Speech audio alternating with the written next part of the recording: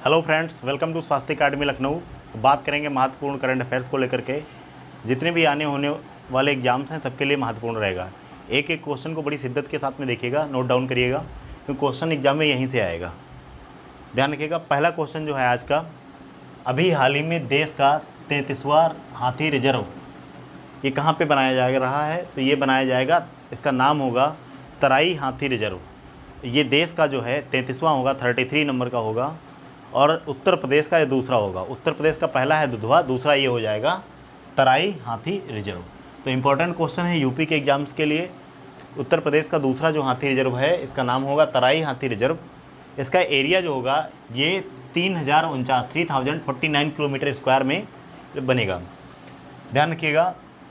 और ये देश का जो है 33 यानी 33वें नंबर का हाथी रिजर्व है। तो इम्पोर्टेंट क्वेश्चन है। यूपी का दूसरा हाथी रिजर्व, उसका नाम है तराई हाथी रिजर्व। पहला दुधवा है और दूसरा है ये तराई हाथी रिजर्व। अगला क्वेश्चन है, राष्ट्रीय बौद्धिक संपदा पुरस्कार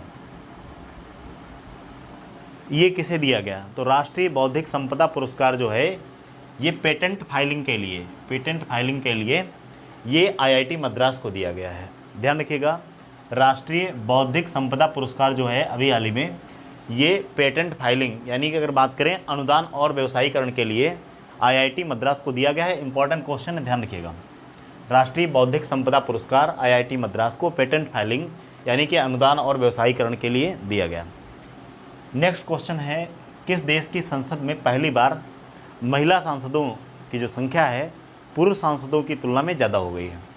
तो ये जो है महिला सांसदों की संख्या न्यूजीलैंड की पार्लियामेंट में जो है महिला सांसदों की संख्या जो है वर्तमान में जो है 60 के आसपास है, और पुरुष सांसदों की संख्या अगर बात करें तो वो 59 के आसपास है। अगर बात करें न्यूजीलैंड की, तो न्यूजीलैंड ऐसा देश है जिसने दुनिया में पहली बार महिलाओं को वोटिंग का राइट दिया हुआ था। ये भी क्वेश्चन कई बार पूछा गया है कि विश्व में पहली बार महिलाओं को मताधिकार देने वाला देश कौन था? तो वो भी न्यूजीलैंड था। अगर बात करें न्यूजीलैंड के बारे में तो वहाँ के जो प्रधानमंत्री हैं उनका क्या नाम है? Jacinda Ardern. इंपॉर्टेंट क्वेश्चन है। अब न्यूजीलैंड चर्चा में आ चुका है तो पीएम को ध्यान देना जरूरी है। जेसिंडा अर्डन वर्तमान में न्यूजीलैंड के पीएम हैं। इंपॉर्टेंट क्वेश्चन है, पुरुषों की अपेक्षा महिला सांसद जो हैं उनकी संख्या ज़्यादा है। अगला क्वेश्चन है, विश्व पोलियो दिवस इंपॉर्टेंट है, अभी हाल ही में मनाया गया। तो कब मनाया जाता है विश्व पोलियो दिवस? ये मनाया जाता है 24 अक्टूबर को, वर्ल्ड पोलियो डे। किसके जन्मदिन पर? जोनास साल के जन्मदिन पर। यह भी क्वेश्चन पूछा जा सकता है कि जो विश्व पोलियो दिवस है ये किसके जन्मदिन के उपलक्ष्य में मनाया जाता है? तो जोनास साल के जन्मदिन के अवसर पर विश्व पोलियो दिवस मनाया जाता है। कब मनाया जाता है? तो 24 अक्टूबर को। इंपॉर्टेंट क्वेश्चन है, ध्यान रखिएगा। अभी हाल ही में किसने पहला ग्लोबल पुलिस मेटावर्स लॉन्च किया? देखिए ये क्वेश्चन है, यहाँ से 4-5 क्वेश्चन बनेंगे, इंपॉर्टेंट है, ध्यान रखिएगा। अभी हाल ही में किसने पहला ग्लोबल पुलिस मेटावर्स लॉन्च किया? तो ये लॉन्च किया गया है इंटरपोल के द्वारा। इंटरपोल से रिलेटेड जितने भी क्वेश्चन बनेंगे हम यहाँ पे सबका पोस्टमार्टम करेंगे, ध्यान रखिएगा। अगर बात करें वर्तमान में इंटरपोल जो है इसका मुख्यालय कहाँ पे है, इसका हेडक्वार्टर कहाँ पे है? तो वर्तमान में इंटरपोल का जो मुख्यालय है ये लियोन फ्रांस में है। अगर बात करें इंटरपोल के बारे में तो इसका ऑब्जेक्टिव क्या है, इसका उद्देश्य क्या है? तो इसका जो ऑब्जेक्टिव है, to connect police of world for controlling against crime, यानी कि पूरी दुनिया भर के जो देश हैं उनकी जो पुलिस को आपस में कनेक्ट करना है, इस तरीके से सामंजस्य बिछाना है कि क्राइम को कंट्रोल किया जा सके। To connect police of world for controlling against crime. Interpol की जब स्थापना हुई थी तो इसका नाम था अंतर्राष्ट्रीय आपराधिक पुलिस आयोग। पहले ये 1923 में एक आयोग के रूप में इसकी स्थापना हुई थी। उस समय इसका जो हेडक्वार्टर था ये ऑस्ट्रिया वियना में था, लेकिन 1956 में इसी इंटरपोल का जो नाम है ये आयोग से ऑर्गेनाइजेशन में कन्वर्ट हो गया। 1956 में इसका नाम परिवर्तित किया गया। उसके बाद लियोन फ्रांस में ही जो है इसका मुख्यालय हो गया। तो पहले कहाँ पे था? ऑस्ट्रिया वियना में था। अंतर्राष्ट्रीय आपराधिक पुलिस आयोग के रूप में 1923 में 19 देशों के साथ स्थापना हुई थी। भारत जान लीजिएगा, भारत इसमें जब इसकी स्थापना हुई थी तो भारत इसका सदस्य नहीं था। भारत इसमें कब शामिल हुआ? तो 1949 में इंडिया जो है इसमें इंटरपोल में शामिल हुआ। वर्तमान में अगर बात करें इंटरपोल में कितने सदस्य देश हैं, तो वर्तमान में इंटरपोल में 195 सदस्य देश हैं। सारे क्वेश्चन ध्यान रखिएगा। इंटरपोल की स्थापना कब हुई थी? तो 1923 में, लेकिन उस समय ये एक आयोग था, इसका नाम था अंतर्राष्ट्रीय आपराधिक पुलिस आयोग।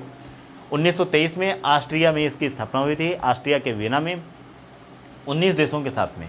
1956 में लियोन फ्रांस में जो है इसका नाम जो है आयोग से संगठन कर दिया गया, यानी ऑर्गेनाइजेशन कर दिया गया, और इसका नाम क्या हो गया, इंटरपोल हो गया।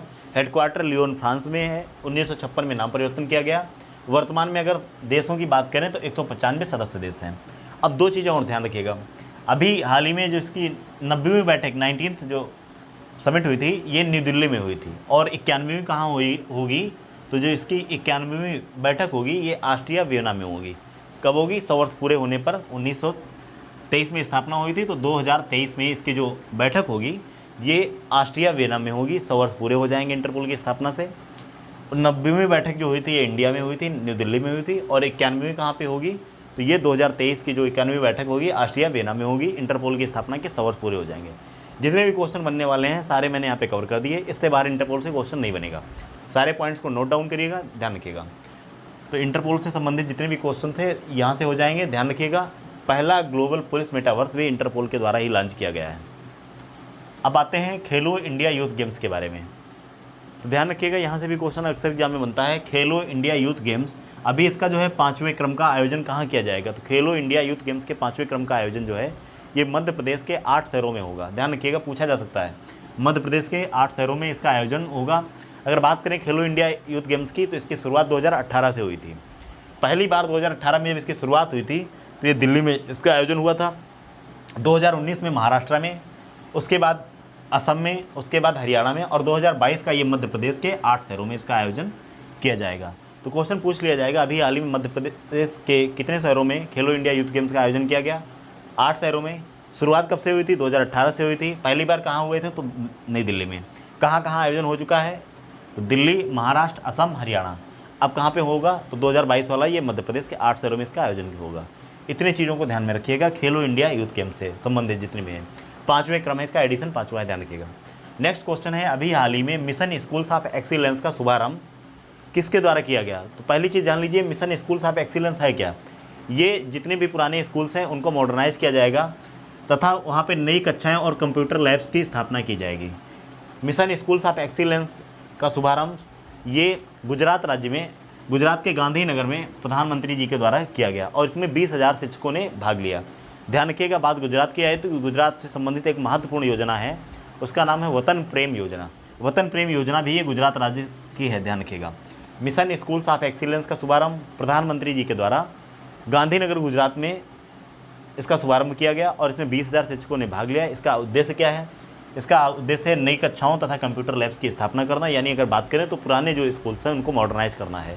ध्यान रखिएगा, इंपॉर्टेंट क्वेश्चन है।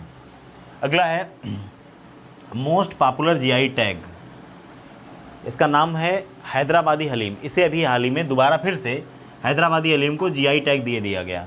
अगर बात करें जीआई टैग, तो इसके पहले इसको कब दिया गया था, तो 2010 में हैदराबादी हलीम, ये एक नॉनवेज डिश है, इसे 2010 में जीआई टैग दिया गया था। जीआई टैग जो है, एक्ट जो है, ये अधिनियम जो है, ये 1999 का है। वर्तमान में 400 से ज़्यादा उत्पादों को जीआई टैग दिया जा चुका है, और पहली बार जो है दार्जिलिंग टी को जीआई टैग दिया गया था। 10 वर्षों के लिए दिया जाता है। जीआई टैग अधिनियम ये 1999 का है।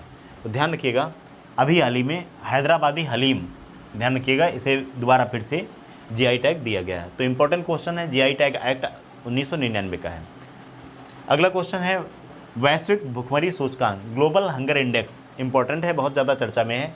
इसमें भारत की रैंक क्या है, तो इस साल जो भारत की रैंक है कितनी है, 107, 107 है 121 देशों में, और लास्ट ईयर कितनी थी, 101 थी 116 देशों में। तो ध्यान रखिएगा, इस साल कितनी है, 107 है। पिछले साल कितनी थी, 101 थी, यानी 6 पावदान हमारी स्थिति और ख़राब दिखाई गई है।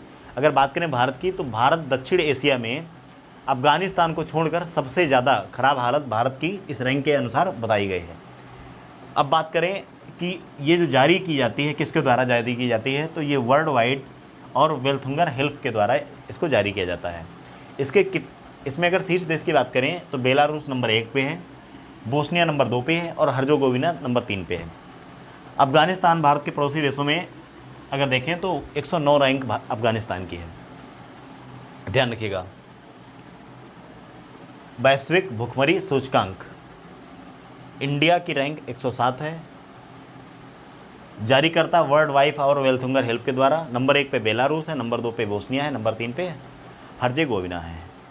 अगला क्वेश्चन अगर देखें कि देश का पहला केबल स्टेट कम सस्पेंशन ब्रिज ये कहाँ पे बनाया जा रहा है, किस नदी पे बनाया जा रहा है? तो देश का पहला जो केबल स्टेट कम सस्पेंशन ब्रिज है ये कृष्णा नदी पर बनाया जा रहा है, आंध्र प्रदेश और तेलंगाना को कनेक्ट करने के लिए। यानी आंध्र प्रदेश और तेलंगाना को कनेक्ट करने के लिए देश का पहला और दुनिया का दूसरा केबल स्टेट कम सस्पेंशन ब्रिज कृष्णा नदी पर बनाया जा रहा है। इसकी लागत 1082 करोड़ के आसपास है और ये कृष्णा नदी पर आंध्र प्रदेश और तेलंगाना राज्य को जोड़ने के लिए बनाया जा रहा है।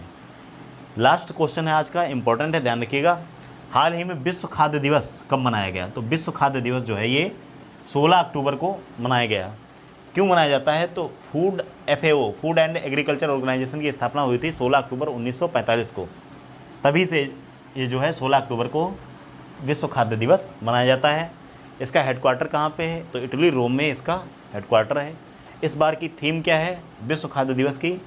No one should be left behind, किसी को भी पीछे नहीं छोड़ना है। इसकी थीम है no one should be left behind. विश्व खाद्य दिवस की थीम इंपॉर्टेंट है। कुछ चीज़ें इंपॉर्टेंट है, ध्यान रखिएगा। जैसे वैश्विक भुखमरी सूचकांक मोस्ट इंपॉर्टेंट है, इंडिया की रैंक 107 है, लास्ट ईयर की भी याद रखिएगा। कितनी थी? 101 थी। कितने पावदान पीछे हो गया? तो 6 पावदान की गिरावट हुई है, ध्यान रखिएगा। टॉप कंट्री कौन सा है? बेलारूस है। अफगानिस्तान भारत के पड़ोसी देशों की बात करें तो भारत जो है साउथ एशिया में अफगानिस्तान को छोड़कर सबसे खराब स्थिति इसमें भारत की ही दिखाई गई है। खेलो इंडिया यूथ गेम्स वाला क्वेश्चन भी मोस्ट इंपॉर्टेंट है। ये सारे ही इंपॉर्टेंट क्वेश्चन हैं, 10 से 15 क्वेश्चन हैं।